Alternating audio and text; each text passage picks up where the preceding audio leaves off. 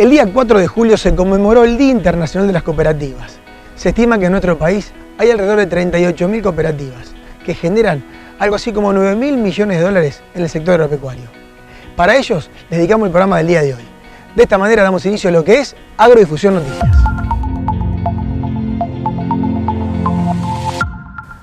En una interesante nota con el ingeniero Matías Domínguez del INTA de Pergamino, hablamos sobre el uso de antocianinas y también las virtudes que tiene el girasol confitero para un mercado interesante como sigue siendo China. Contale un poco a la audiencia de qué se tratan las antocianinas, que no, obviamente no es un tema sencillo de hablar. No, sí, es un tipo de compuesto químico que se genera en la planta y que también está presente en el maíz. Por ejemplo, se puede ver tallos más color violáceos, y que hay girasoles o cultivares que tienen alto contenido de antocianinas y que bueno, que la industria lo ha empezado a usar y después lo ha dejado, no sé si bueno, por ahí cosas económicas, cuestiones más económicas que no se me escapan en este momento, pero que bueno, son una utilidad para, no sé, para hacer tintas o para dar coloración en distintos tipos de industrias, y bueno, es algo interesante también que se tiene en cuenta, ¿no? Matías, por último, en función de los rendimientos, que es lo que en realidad el productor termina siempre apuntando a la hora de comprar un girasol, cuando los ensayos los haces acá en Pergamino y los comparás con zonas típicamente girasoleras, hay verdaderas diferencias, digamos, a la hora de, no hablo de aceites en sí, sino hablo de kilogramos por hectárea. Y es difícil porque depende mucho también, ¿no?, de las condiciones ambientales. Por ahí, no sé, hay mucha variabilidad dentro de cuando uno empieza a comparar ensayos, localidades mejor dicho. Por ahí se puede dar que, no sé, nosotros tuvimos acá en Pergamino muy buenas precipitaciones, justas, no hubo exceso, y por ahí uno lo compara, no sé, con Coronel Suárez, una zona por ahí mucho más girasolera, y sí, tenemos mayores rendimientos. Ahora, un año por ahí que acá fue muy lluvioso y en La Pampa tuviste menos precipitaciones, por ahí en La Pampa anduvo mucho mejor y uno pensaría, bueno, pero en realidad es una zona más marginal, pero por ahí el cultivo, por esa capacidad que tiene de explorar mayor profundidad, ¿no?, del suelo, y a su vez de que es un poco susceptible a enfermedades, y también que tiene ese peligro que se descalza o se cae, por ahí se inserta mejor en lugares que tienen menores precipitaciones o suelos más arenosos. La mayoría de las consultas que recibe el departamento técnico para el cual trabajas, ¿tiene que ver con productores o son aquellas empresas que por ahí buscan ese dato puntual en función del rendimiento, de la calidad de aceite y de variedades mejoradas? Sí, en realidad, bueno, por la zona que estamos, productores en realidad no tanto, pero bueno, uno tiene por ahí, qué sé yo, consultas de más de zonas del oeste, de las zonas productivas. Si bien nosotros no hacemos tanto foco en la parte de producción, sino también nos llevamos mucho con cuestiones por ahí también un poco más académicas, o tenemos mucha relación con el Instituto de Biotecnología en Castelar o en otras experimentales, también en las universidades. Entonces, bueno, hay un lindo intercambio que se genera y se fomentan hacer ensayos en conjuntos, además, ¿no?, de cualquier cuestión, no sé, por ejemplo, de enfermedades, o algún semillero chico que, bueno, está interesado en algún germoplasma o ingresar en, no sé, en una nueva línea, por ejemplo, lo que es girasoles confiteros. Siempre hay mucho interés por ahí de empresas chicas o pequeños productores que se asocian y están interesados en generar algún material confitero que también se viene dando como una specialty, y en los últimos años, que es muy interesante, ¿no? Confitero, para dejarle claro a la audiencia, es el que comemos como pipa, ¿no?, de girasoles, y que últimamente viene creciendo bastante, tiene se perfila bien también para exportar. Hay mucho interés del mercado chino, y bueno, es una propuesta también interesante porque, bueno, le da un valor agregado, ¿no? Matías, ¿de qué se trata esta organización Cropstrat, que de alguna manera recién contabas que cruza variedades silvestres con autóctonas, con lo ya conocido, como para darle un plafón de, fundamentalmente, saber de qué tipo de enfermedades se pueden empezar a propagar? Sí, es un poco, es una organización internacional, ¿no?, que tiene sede en Alemania y que, bueno, viene trabajando en distintos cultivos, no solamente girasol, y apoya, ¿no?, en la investigación en cultivos como para, bueno, priorizar y lograr una seguridad alimentaria, buscar también disminuir o atenuar los efectos del cambio climático en los cultivos, ¿no? Principalmente en lo que es girasol, el proyecto se enmarca en cruzar, o empezó ya, ¿no?, con el cruzamiento de 28 especies silvestres emparentadas con el girasol cultivado, del mismo género, que se cruzaron con una línea elite de girasol, que es una línea pública, la HA89, se cruzaron 28 especies silvestres. Eso se realizó en la Universidad de British Columbia, donde hay un banco de germoplasma importante del cultivo, ¿no?, y que trabaja mucho con estas especies silvestres.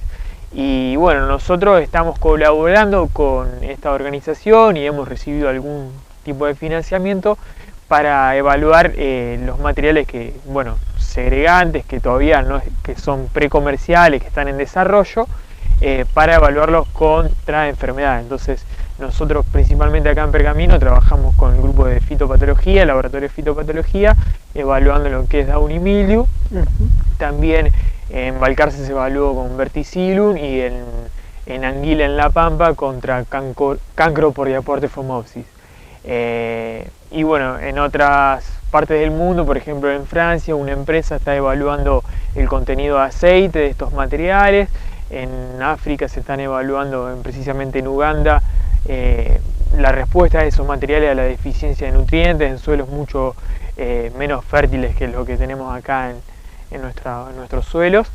Y bueno, eso es lo que y hay un instituto indio también que viene evaluando la resistencia al calor y al estrés térmico de estos materiales. Es un proyecto muy interesante que lo que busca es generar variabilidad como principio fundamental para un programa de mejoramiento y poder aprovechar esos caracteres que puede aportar una especie silvestre que tiene una mayor adaptación, ¿no?, y una mayor respuesta a una enfermedad.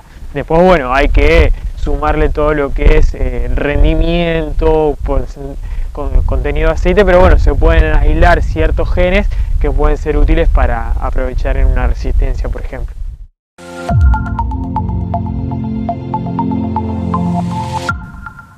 Las langostas que pasaron por la provincia de Corrientes, sin lugar a dudas que hicieron un gran daño, según los productores, no solo en el cultivo de raigras, sino también en las avenas. Por donde pasaron no dejaron absolutamente nada. Estas provenían tanto de Bolivia como de Paraguay y llegaron a nuestro país, dado que el otoño ha sido muy benévolo. Primera pausa y enseguida volvemos con ustedes.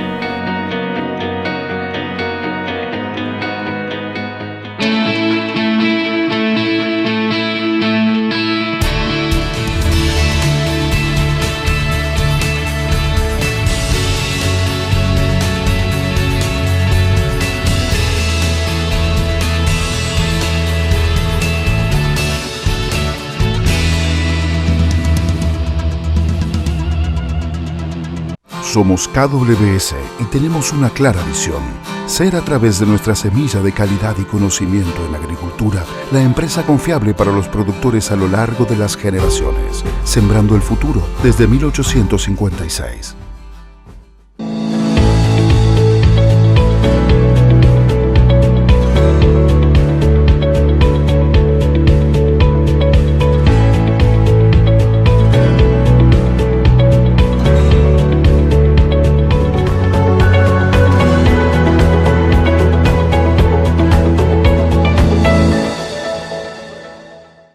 FMC, líder en investigación e innovación para la protección de cultivos, presenta su portfolio de herbicidas, insecticidas y fungicidas que ofrece las mejores soluciones a las problemáticas diarias del campo. En Bayer, el futuro de la agricultura lo hacemos juntos y lo hacemos con innovación, sustentabilidad y transformación digital en beneficio de los productores, de los consumidores y del medio ambiente. Bayer, ciencia para una vida mejor.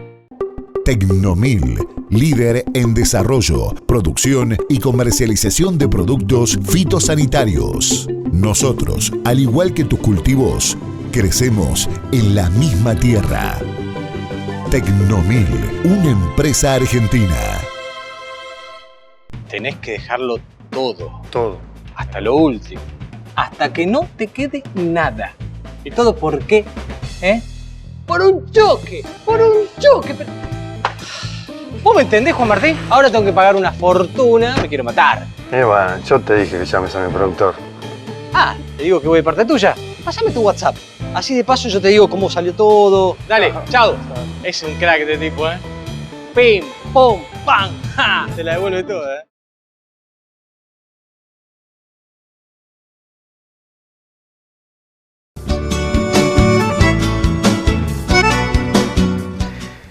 El INTA de Pergamino cuenta con una estación meteorológica habilitada por el Servicio Meteorológico Nacional. En este caso conversamos con el experto Hernán Seglio, que nos cuenta las virtudes que tiene este servicio para Pergamino y para toda la zona. Bueno, buenos días Pablo, ¿cómo estás? Bueno, acá es el primer eslabón donde se toman los datos crudos, se analizan, se validan y se envían a Castelar. Castelar trabaja en conjunto con el Servicio Meteorológico Nacional para el proceso de la información y después realizan el pronóstico del tiempo.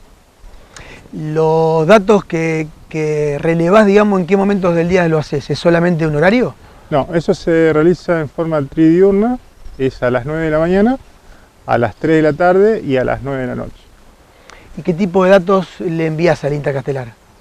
Bueno, enviamos temperatura, lluvia, nubosidad, estado del suelo, visibilidad, heladas, si hay temperaturas bajo cero, a altura del suelo, y evapotranspiración. Hernán, muchas veces uno ve en los informes climáticos que se habla de pronósticos. Pronostican un 40% de probabilidad de lluvias, un 60% u un 70%. Muchas veces ni siquiera se cumple, pero evidentemente hay una estadística. ¿Quién maneja esta clase de modelos y pronósticos? Bueno, eso lo trabaja el Servicio Meteorológico Nacional a través de modelos. Digamos, nombra el Servicio Meteorológico Nacional porque es el único ente a nivel nacional que encargado de enviar esa información. Y bueno, lo corren a través de procesos y trabajan distintos modelos y de ahí sacan un pronóstico de lo que puede llegar a pasar. Hernán, por ahí uno habla de estación meteorológica y es fácil decirlo, pero bueno, para quienes estamos medianamente vinculados al sector, ¿por qué no le contás un poco a la audiencia con qué contás vos como estación meteorológica aquí en el INTA de nuestra ciudad? Bueno, los instrumentos que se encuentran en esta estación son el barómetro Fortín, tenemos los termómetros de húmedo y seco, que con eso sacamos humedad relativa también, el piche, que se trabaja con la evapotranspiración, tanque de evaporación, las veletas de totalizadores que miden la velocidad del viento en distintos horarios, una veleta que indica dirección del viento, tenemos una central automática que es para validar datos, un heliofanógrafo que indica la cantidad de horas de sol que hizo durante el día, digamos. Hernán, ¿y cómo es el tema del pasaje de datos? Recién un poco lo hablábamos fuera del micrófono, pero está bueno que también la gente lo sepa y se entere. En primer lugar, si bien los horarios, como bien lo marcaste, son 9 de la mañana, 3 de la tarde y 9 de la noche, la realidad que a la hora de pasar los datos no es tan así. Contarle un poco a la audiencia cómo es casi este informe. Pareciera típico como lo que era el Morse antiguamente, donde vos transferís datos de aquí a la estación. Sí, bueno, los datos que nosotros tomamos son datos de lecturas lógicas donde son, digamos, numéricos. Esos datos numéricos se transcriben en una libreta, esa libreta se transforma a través de un programa que se llama SINOP a códigos numéricos que son enviados al Servicio Meteorológico Nacional. En nuestro caso, como nosotros no dependemos directamente del Servicio Meteorológico Nacional, es enviado a Castelar.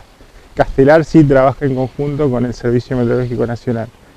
Y bueno, y después encargamos de llenar una libreta que sí va directo al Servicio Meteorológico Nacional, que es una especie de resguardo de información. ¿Cómo se puede, de alguna manera, cómo puede reunir información un productor de la zona de Pergamino para saber qué es lo que va a ocurrir en el clima los días siguientes? ¿Existe actualmente algún portal, alguna página donde ingresar o sí tiene que ingresar a través del Servicio Meteorológico Nacional?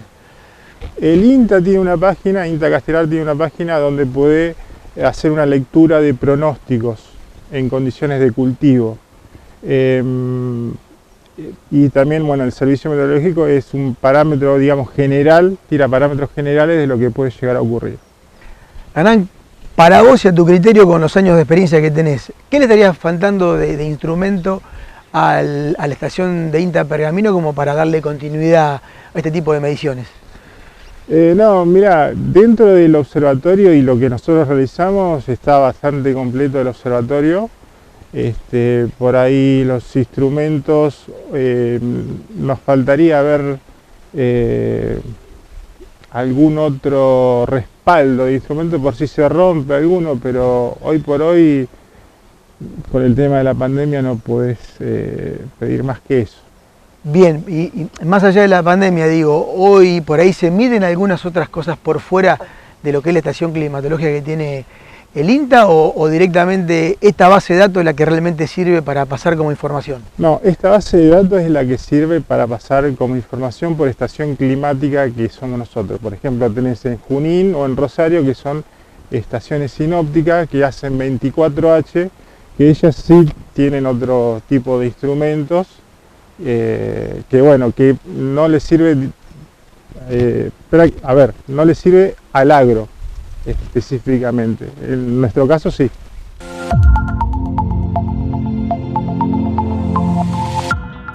El sector porcino en nuestro país está manteniendo un crecimiento sostenido en los últimos años. La carne de hoy por hoy que se consume ha llegado a los 14,5 kilogramos per cápita por año, muy lejos del consumo que tiene Chile, donde casi consumen 25 kilogramos por año. Argentina exporta 25.000 toneladas contra 900.000 toneladas que hoy exporta Brasil. Segunda pausa y enseguida tenemos mucha más información para compartir con ustedes.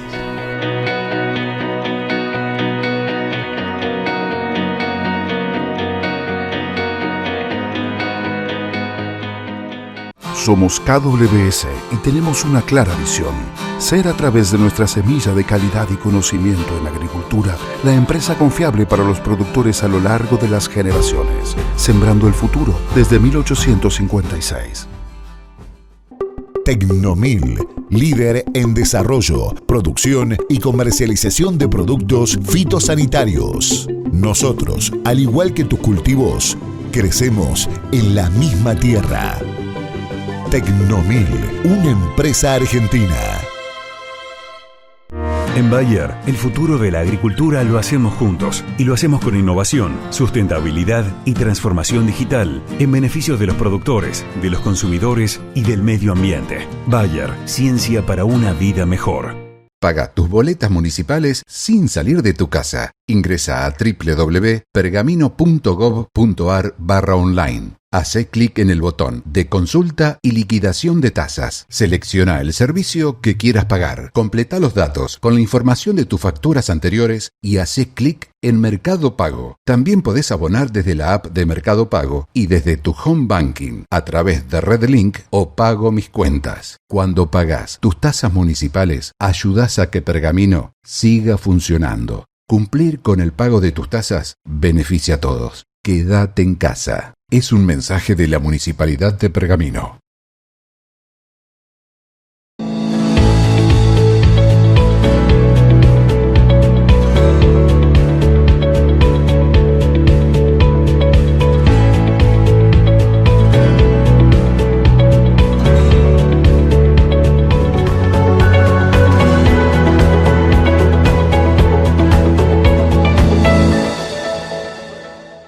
FMC, líder en investigación e innovación para la protección de cultivos, presenta su portfolio de herbicidas, insecticidas y fungicidas que ofrece las mejores soluciones a las problemáticas diarias del campo.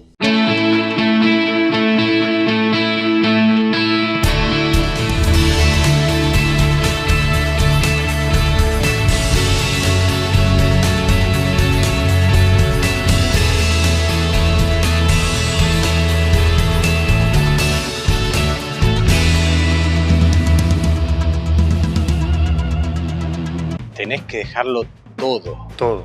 Hasta lo último. Hasta que no te quede nada. ¿Y todo por qué?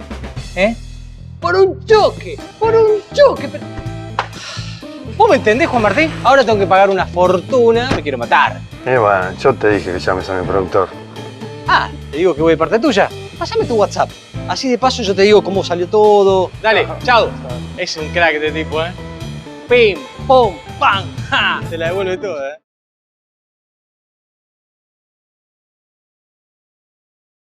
Presenta este bloque de Agrodifusión Noticias Colbag, Envases Colón, Sociedad Anónima. Por primera vez, el Congreso de Maizar se realizó en forma virtual. Los organizadores realmente están muy satisfechos. En este caso conversamos con el ingeniero Carlos Sosa, que fue moderador del panel de sorgos. Creo que en Maizar el Congreso se posicionó como un evento que, además de ser político y técnico, respecto del manejo del cultivo y las perspectivas, etcétera, un marco de referencia, pero también un evento social, donde nos encontrábamos todos los que somos operadores, digamos, en distintas partes de la cadena, que justamente eso es lo que es Maizar, una asociación de cadena, y donde todos podíamos interactuar. Este año, por los motivos de la pandemia, había dos opciones: o no hacerlo, o optar por esta opción que nos brinda la tecnología de poder hacerlo de manera virtual. Y bueno, en la dirección de Maizar se consideró que esto era lo más importante, poder tener, como todos decimos, a pesar de la pandemia, el campo sigue trabajando y poder demostrar que, bueno, que tenemos propuestas, que hay avances, que se sigue trabajando para lograr una buena producción. Así que fuimos por esta modalidad de congreso, que fue muy bien acogida por la gente, que generó mucha expectativa, muchos sponsors, muchos inscriptos, y justamente por ahí, a raíz de todos estos inscriptos y etcétera, los sistemas a veces se ponen a prueba, porque de hecho fue tanto el éxito que hubo alguna gente que finalmente no se pudo conectar en el momento, de distintos lugares, y que bueno, a ellos les quiero llevar la tranquilidad de que todas las disertaciones van a estar disponibles en una web para que las puedan escuchar. Carlos, es cierto que la pandemia transformó muchas cosas y me parece que va a seguir transformando, y sin duda que el tema de la tecnología parece haber llegado como para quedarse, al menos en la clase de congresos. ¿Cómo lo ves vos, que siempre fuiste, digamos, de aquellos ingenieros que siempre puso la cara y que de alguna manera le gusta también conversar más que nada con los periodistas? Y ¿cómo ves vos esta posibilidad ahora que tiene ustedes, los técnicos, de poder comunicarse, ya sea con los productores y con los técnicos, de manera virtual? Tengo dos sensaciones, o sea, te lo digo, digamos, como integrante por ahí de Maizar, pero también como docente en la universidad, donde me gusta transmitirle a los alumnos. Para mí lo presencial es clave, es decir, en la actividad del campo tenemos que estar, el contacto con la persona y poder transmitirle e interactuar es muy bueno. Entonces considero que cuando termine toda esta pandemia algo nos va a quedar, porque es cierto que toda esta tecnología avanzamos muchísimo y nos permite hoy cosas que ya sabíamos que existían, pero que ahora en cualquier momento podemos armar una conferencia con alguien que esté en Paraguay, en Uruguay, en Brasil, y realmente eso, bueno, no lo podemos suplementar, y creo que es muy bueno. Y después en otras cosas vamos a tener que volver a lo presencial, porque me parece que es la esencia un poco también de la comunicación humana, ¿no? Carlos, te tocó moderar un interesante panel sobre sorgo. Sorgo parecía que era un cultivo relegado, sin embargo la campaña pasada volvió a recuperar hectáreas de siembra y este año, bueno, a ver, estamos teniendo un disponible hoy casi de $150, con lo cual el productor empieza a repensar también dentro de su siembra el cultivo de sorgo. Contame cuáles fueron esas expectativas que te generó primero el panel, del punto de vista técnico, y cómo ves la campaña para este año. Desde el punto de vista técnico lo que vimos es lo que vos decís, recibíamos llamados de gente de distintos lugares, de Entre Ríos, de la zona centro, de Formosa, interesados en el cultivo, y por eso lo que quisimos plantear un poco en el panel es un poco el manejo, cómo a través del manejo y de la tecnología se pueden lograr mejores resultados con el sorgo. El promedio de rendimiento a nivel nacional anda alrededor de los 4.000 kilos de sorgo, y sin embargo ahí en el panel presentamos productores de la zona, por ejemplo, de Arequito, que en los últimos 3-4 años están en un promedio de entre 9 y 10.000 kilos por hectárea, y eso básicamente es un poco manejo. Después presentamos también otra visión, si querés, todavía más empresarial, que es el rol del sorgo dentro de lo que es la planificación de las explotaciones, especialmente ligado a lo que es la parte de ganadería, y eso es algo que a la gente le llamó mucho la atención, sobre todo cuando se hace de forma profesional, planificada. Hay mucho para trabajar en cuanto a lo que es elección de los materiales, fechas de siembra, fertilización, etc.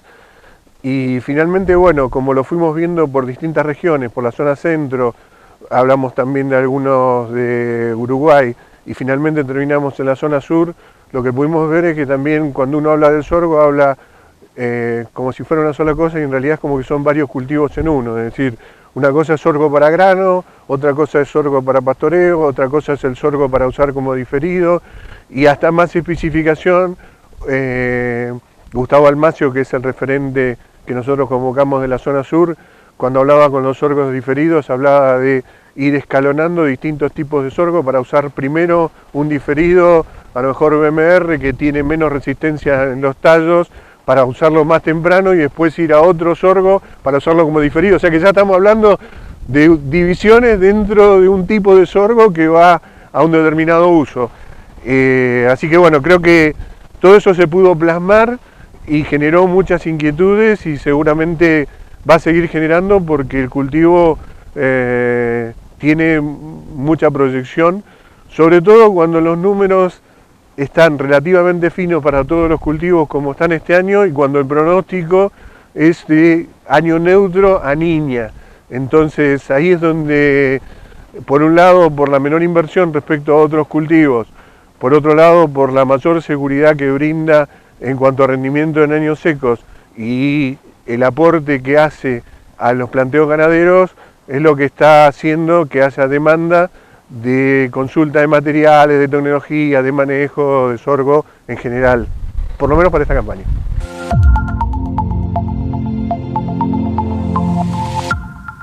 Nos despedimos con la noticia de que esta semana se festeja el Día Nacional de la Conservación del Suelo. Para todos aquellos que cuidan y cultivan no solo el medio ambiente, sino el suelo, que es tan importante como el sector productivo más interesante de nuestro país, le enviamos nuestro saludo. Con ustedes nos volvemos a encontrar dentro de 7 días. Esto ha sido Agrodifusión Noticias.